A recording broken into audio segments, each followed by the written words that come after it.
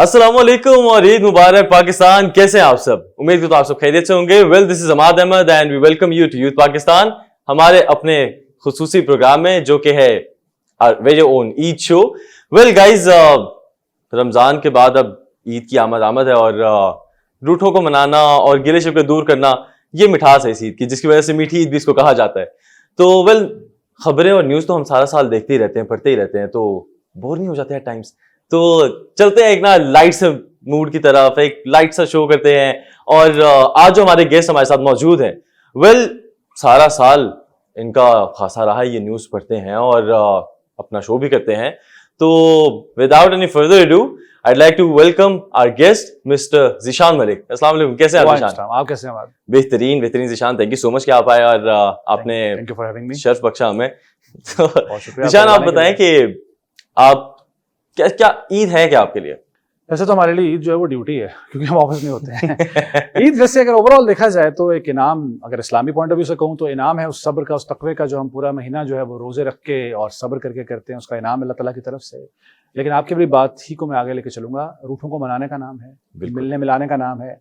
अगरचे अब उसमें काफ़ी फ़र्क आ गया है माजी की निस्बत। आपको तो चूँकि आप माशाल्लाह काफ़ी यंग हो, लेकिन जब हमारे दौर में, हमारे बचपन में ईदें हुआ करती थी तो सारे रिश्तेदार इकट्ठे हुआ करते ऐसे ही ईद कार्ड्स का ज़माना होता था, दौर होता था, ख़तों का दौर होता था। हाँ जी, हाँ जी। आजकल अब एक टेक्स्ट के ज़रिए हम मैसेज करके समझते हैं कि हमारा फ़र्ज़ पूरा हो गया। ईद मुबारक एक मैसेज जो फॉरवर्ड टू मैनी करके किया जाता है, वो मकसद शायद ख़त्म हो गया है, लेकिन असल रूह इसकी यही है, मिलना मिलाना, रूठों को मनाना, खुशियाँ बांटना। और कई कई साल के बाद अक्सर लोग जो है वो मिलते हैं, उसमें बहाना बनता है ईद। तो ये इसकी एक रूह है और मेरा ख्याल है इसको जिंदा रहना चाहिए। बिल्कुल ऐसे ही है। वही आपकी बात कि फॉरवर्डेड मेनी टाइम्स, वो जब लिखा आता है ना, तो उधर ही आप टर्न ऑफ हो जाते, यार क्या यार ना करते तुम, कोई बात नहीं। तो ज़ीशान, आप बताएं कि आपने अभी कहा कि ईद आपकी दफ्तर में गुजरती है, हमारी तो दफ्तर में गुजरती है, एज यू सेड। तो आप ईद में जब आप अपने घर वालों से मिलते हैं ईद वाले दिनों में, तो क्या ज़हन में चल रहा होता है? क्या वो जो आप पॉलिटिकल डायसेक्शन सारी चल रही होती है, क्या घर पे आप ईद में फिर क्या चीजें कर रहे होते हैं रिगार्डिंग योर फैमिली की टर्म्स होते हैं? हर एक का देसी हाउस होल्ड्स हैं और भी मामला होते हैं। So what do you say about that? देखिए, जिस तरह एक डॉक्टर या एक सर्जन जो है वो हॉस्पिटल में ऑपरेशन करने के बाद घर जाके अपने बच्चों को लिटा के ऑपरेशन नहीं शुरू कर देता, उसका जो काम है वो वहीं पे छोड़ कर जाता है। इस तरह हर फील्ड में, जैसे हम अपनी बात करें तो कोशिश यही होती है और होनी भी यही चाहिए कि जो काम है, जो जॉब है, जो न्यूज़ हैं, जो करंट अफेयर्स हैं, उनको वहीं पे छोड़ के हम घर जाके बिल्कुल घर वालों के साथ उनके अंदाज में या उनकी जो प्रॉब्लम्स हैं या बातें हैं उनको डिस्कस करना। और मेरी भी कोशिश यही होती है, मेरे कोलीग्स की भी, कि ऑफिस को ऑफिस छोड़ के जाया जाए। अब जाहिर है, अब एक जगह आप 8-9 घंटे काम कर रहे हैं तो वो भी आपकी एक फैमिली बन जाते हैं। जितना अर्सा ऑफिस में, जितना वक्त ऑफिस में है, उस फैमिली के साथ टाइम गुजारते हैं, अच्छा गुजारते हैं, अच्छे जो है वो यादें जो है वो बनाते हैं, मेमोरीज बनाते हैं, क्रिएट करते हैं, और घर जाके घर वालों के साथ करते हैं। तो ये दोनों को साथ लेके चलना असल में यही आर्ट है। वेल ज़ीशान, ईद क्या हमारे यहाँ पे न्यूज़ एंकर को माफ़ी है ईद वाले दिनों में घर के कामों से? नहीं, माफ़ी किसी सूरत नहीं है। ख़ासतौर पर मर्द हज़रात को तो बिल्कुल भी नहीं है, क्योंकि उनकी वो जिम्मेदारी ज़्यादा होती है और होनी भी चाहिए। और बिकॉज जो मर्दों की रिस्पॉन्सिबिलिटीज़ है वो ज़्यादा होती है, माँ की तरफ से, उसके बाद जब शादी हो जाए तो बीवी की तरफ से काम तो करने पड़ते हैं और करने चाहिए भी। असल बात यही होती है कि आप हर चीज़ को वक्त प्रॉपर दें। Time management is the key, असल है। और टाइम मैनेजमेंट जो जितनी अच्छी कर लेता है उतना कामयाब है, और माफ़ी होनी भी नहीं चाहिए। काम अपने मुकम्मल सारे करने चाहिए। जैसे हम जब घर से निकलते हैं तो पता होता है, अच्छा यार ये कहा गया था, ये करके ये काम ये निपटा कर फिर हम जा रहे हैं। ओके, वहाँ से भले तनख्वाह ना मिलती है, लेकिन असल बॉस जो है वो घर में ही होते हैं, चाहे वो माँ की सूरत में हो या चाहे बीवी की सूरत उधर से माफ़ी नहीं है। तो ज़ीशान, मुझे बताएं कि Zeeshan Malik, apart from news anchor, who is Zeeshan Malik? कौन है ज़ीशान मलिक? एक्चुअली अपने आप को तलाश करने का जो अमल है, जुस्तजू है, वो तो सारी ज़िंदगी जारी रहती है टिल द वेरी एंड। और मैं भी अभी तक उसी जुस्तजू में हूँ, उसी काविश में हूँ कि अपने आप को तलाश कर सकूँ। मेरा ख्याल है मैं अभी तक जांच नहीं पाया कि मैं खुद कौन हूँ, और अपने आप को खोजने का अमल जो है वो अभी तक जारी है। बस एक आम इंसान हूँ जो कि सीखना चाहता है, जो हर ये कोशिश करता है कि उससे किसी को तकलीफ़ ना हो। ये है ज़ीशान मलिक, सादा अल्फाज में अगर मैं बयान करूँ तो। एक छोटा सा एक फन सेगमेंट करते हैं, व्हाट डू यू से? मैं आपको ना कुछ एक सिनेरियोस देता हूँ एंड यू टेक 10 सेकेंड्स, उसको आपने डिफरेंट स्टाइल से डिलीवर करना है and it will be fun news. मैं आपको एक हेडलाइन दूंगा and how would you project it. तो I have couple of scenarios. First one is के जो हमारे गेस्ट हैं वो 5 मिनट पहले आ गए हैं और खाना भी बन रहा है। वेल ये तो सिनेरियो आम सी बात है। हाँ। ऐसा तो वो बाजू का तो गेस्ट खुद ही आके हमारे साथ बता रहे होते हैं, लेकिन डिपेंड करते हैं गेस्ट को आने पर। खैर, तो गेस्ट 5 मिनट पहले आ गए और अभी कुछ तैयार नहीं है। इनफैक्ट घर भी बिखरा हुआ है। और आपने ये न्यूज़ ऐसे देनी जैसे कि आपने यूनिकॉर्न देख लिया। अच्छा, मैं वैसे ऐसी सिचुएशन में ऐसे करूंगा कि गेस्ट को उलझाऊंगा हाँ जी। और उसको ये तासुर दूंगा कि अच्छा उसके लिए कुछ बहुत स्पेशल कुछ बन रहा है। तो आप कह रहे हैं इसकी न्यूज़ बनाएं, न्यूज़ लें। जैसे कि ये हेडलाइन है, अब आप ये हेडलाइन दें। जी, हमारे मोअज़्ज़ज़ मेहमान जो तशरीफ ला चुके हैं और इनके लिए हमने ज़ियाफ़त का इंतज़ाम किया है और ये इंतज़ाम जो एक सरप्राइज़ है। एक इनके लिए हम चाहेंगे कि ये सोचें कि इनके लिए आखिर हमने ऐसा क्या इंतज़ाम किया, और उसमें कुछ वक्त लगेगा क्योंकि जो भी अच्छी चीज़ होती है उसमें कुछ वक्त लगता है। अब देखना ये कि हमारे ये मेहमान जो है वो कितना इंतज़ार कर सकते हैं। असल इम्तहान इनका ये है और हम ये भी चाहते हैं कि कम से कम इनके मैदे में जो पहले से खाया हुआ कुछ है वो हज़म हो जाए, ताकि इतनी जगह बन सके कि जो कुछ हमने इनके लिए बनाया है, तैयार किया है, और ज़बरदस्त जनाब खुशबू तो से आ रही है, लेकिन हमारी ये कोशिश होगी कि इस मेहमान को पता ना चलने पाए। सर, आपने इंतजार करना है क्योंकि इंतजार जो है सब्र का फल मीठा होता है। और अगर आप कहेंगे अभी अभी कुछ लाके, फास्ट फूड जो है वो लगता बड़ा अच्छा है देखने में, लेकिन सेहत के लिए अच्छा नहीं होता। जनाब, मैं आपसे ये चाहूंगा कि थोड़ा इंतजार कीजिए, हमारे साथ रहिए। इस दौरान हम कुछ और बातें करते हैं, तो मैं इस तरीके से उनको थोड़ा सा उलझा दूंगा। जबरदस्त, क्या कह रहे हैं। वेल, देख लिए फॉर अ रीजन वो इस फील्ड में। तो अगला हमारे पास है जो कि बहुत ही आम है, आम नहीं, खैर ये क्रूशल भी है कि जी किसी कजन ने, यंगर कजन ने आपको कह दीजिए महंगाई बहुत बढ़ गई है, मुझे चाहिए इंक्रीमेंट अपनी ईदी में। और अब ये एहतजाजी खबर, कजन ने कह दिया, कजन ने कह दिया, किसी ने भी कह दिया, आपके छोटे किसी ने कह दिया, भाई ने कह दिया कि जी इन्फ्लेशन बहुत हो गई है, मुझे चाहिए अपनी ईदी में इजाफा। तो ये खबर आप कैसे देंगे? महंगाई में इजाफा होता जा रहा है और ये महंगाई असर कर रही है आम आदमी पर भी, हर उम्र के अफराद पर, चाहे वो बुजुर्ग हों, चाहे वो खवातीन हों, चाहे वो बच्चे हों। लेकिन मसला ये है कि ये महंगाई में इजाफा तो हर एक पर है। अब जिसने ईदी देनी है, यानी कि हमारे लिए भी इजाफा उतना ही ज्यादा है। तो मेरा ख्याल है कि अब जिस तरह IMF से कर्ज लिया जाता है, तो हम भी अपने बड़ों से कर्ज लेंगे, कर्ज हसना के तौर पर उनसे कहेंगे कि भाई हमने अपने छोटों को ईद देनी है, क्योंकि वो मुतालबा कर रहे हैं कि भाई महंगाई हो गई है तो हमें आप ज्यादा ईदी दें। तो ये ईदी जो है इसी तरीके से मुमकिन हो सकती है कि हम अपने बड़ों से दरख्वास्त करें कि IMF हमें इतने पैसे दीजिए, इतनी इजाफी रकम दीजिए कि हम अपने छोटों को मुतमईन कर सकें। तो ये हम करना चाह रहे हैं।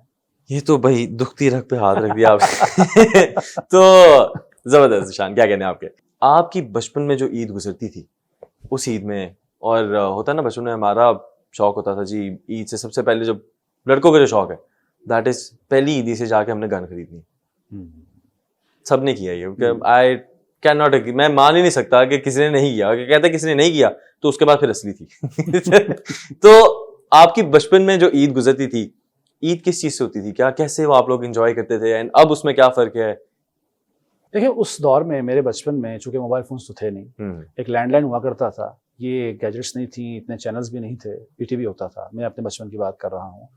तो एंटरटेनमेंट के मौके बहुत कम थे और जो खुश होने का या खेलने का ऐसे ही दिन ज़्यादा होते थे कि शादियों पे अगर इकट्ठे हो रहे हैं कजिन्स, या फिर अगर ईद का मौका है, एक तो ये एक्साइटमेंट होती थी। सबसे बड़ी एक्साइटमेंट क्या होती थी, जो आज भी होती है, कि स्कूल से छुट्टी है।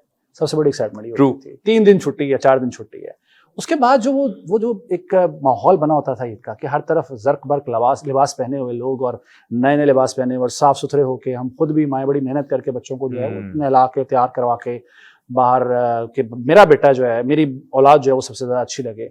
उसको सबसे बड़ी जो खुशी होती थी, वो जो 5 रुपए का एक नोट मिलता था या 10 रुपए का एक नोट मिलता था, कड़कता हुआ सा, वो बड़ा जो है ना खुशी दिया करता था बहुत। और पहले से ही सोचा था कि उसको खर्च किस तरीके से करना है, क्या क्या खरीदना है उसके लिए। वो पहले से वो जो बजट है वो बनाया होता था। और वो शाम तक वो पैसे बचते भी नहीं थे। जो मेहमान भी आ रहे हैं, वो भी ईदी दे रहे हैं, आपस की बात अक्सर जो अगर बड़ी रकम की ईदी होती थी, वो तो माओं के पास चली जाती थी कि बेटा इधर दो, मैं रखती हूँ, संभालती हूँ। छोटी रकम जो मिला करती थी, तो वो बड़ी एक्साइटमेंट होती थी उस ईदी की, वो कड़कते हुए नोट की। वो आज भी मुझे याद है, वो आज भी खुशबू जो है उस नोट की, वो मेरी मेमोरी में, मेरी याददाश्त में वो मौजूद है। सबसे बड़ी एक्साइटमेंट वो होती थी। क्या कह रहे हैं? तो अब आप क्या मेक श्योर करते हैं, लाइक छोटे बच्चे हैं, ऑफ कोर्स आपके भी घर में छोटे बच्चे होंगे, तो आप क्या वो चीज़ें यकीनी बनाते हैं कि यार इनके लिए ईद यादगार बनाऊंगा, इनके बचपन में अच्छी मेमोरीज हो कि हमारी ईद हमारे बड़ों के साथ ऐसे ऐसे गुजरती थी? देखिए, बच्चों को वो बातें, वो मेमोरीज मुंतकिल करना बहुत जरूरी होता है, क्योंकि बिल्कुल। हमारे जो बड़े थे उन्होंने हमें अपने बड़ों की बातें बताया करते थे, जैसे हमें पता चलता था कि जो एक जनरेशन से दूसरी जनरेशन का फासला है वो किस तरीके से तय हो रहा है।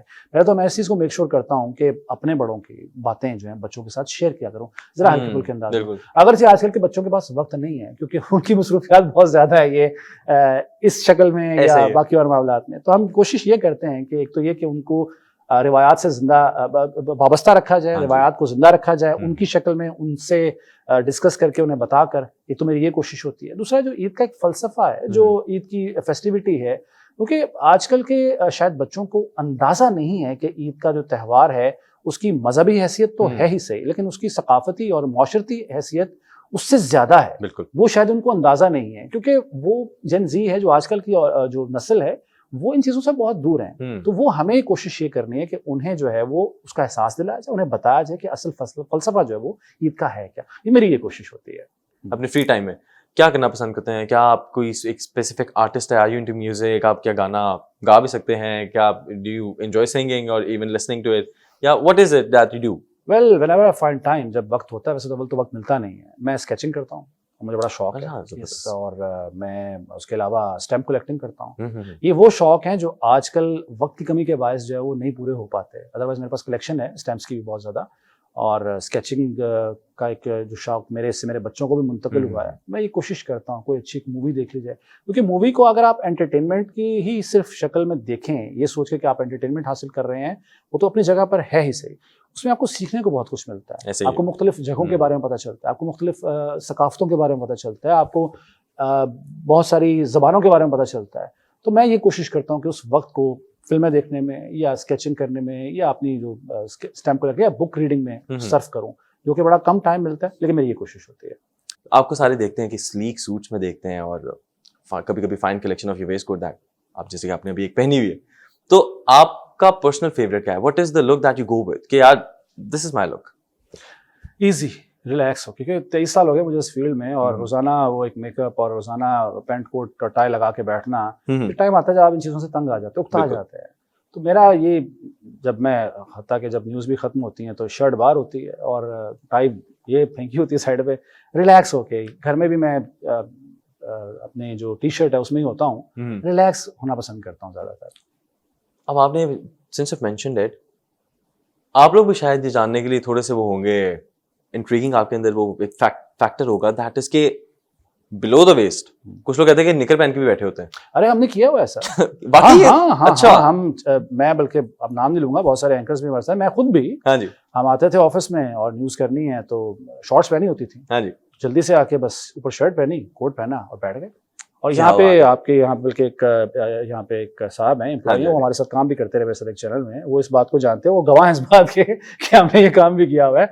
हत्ता कि एक मरतबा एक एंकर हैं हमारे, वो सेट पर वो बेचारे आ गए, गलती से उन्होंने अपनी शर्ट तब्दील करनी थी, मुझसे उन्होंने कोट लेना था और अपनी शर्ट तब्दील करके मैंने, उन साहब ने, जिनका मैं, नबील नाम है उनका वैसे बाय द वे, जी, उन साहब ने क्या किया कि वो वीडियो रिकॉर्डिंग कर ली और उसके बाद वो एक फनी सी एक वीडियो, एक रील बनाई जिसमें म्यूजिक लगाकर, और वो शॉट रखा है जिसमें वो बड़े एंकर, बहुत मशहूर एंकर हैं, वो आजकल एक बड़े चैनल के साथ भी हैं, तो उनकी वो वीडियो जो है जिसमें वो बनियान उन्होंने पहनी हुई है, वो शर्ट तब्दील कर रहे हैं। ऐसे हादसात, ऐसे सानियात हो जाते हैं।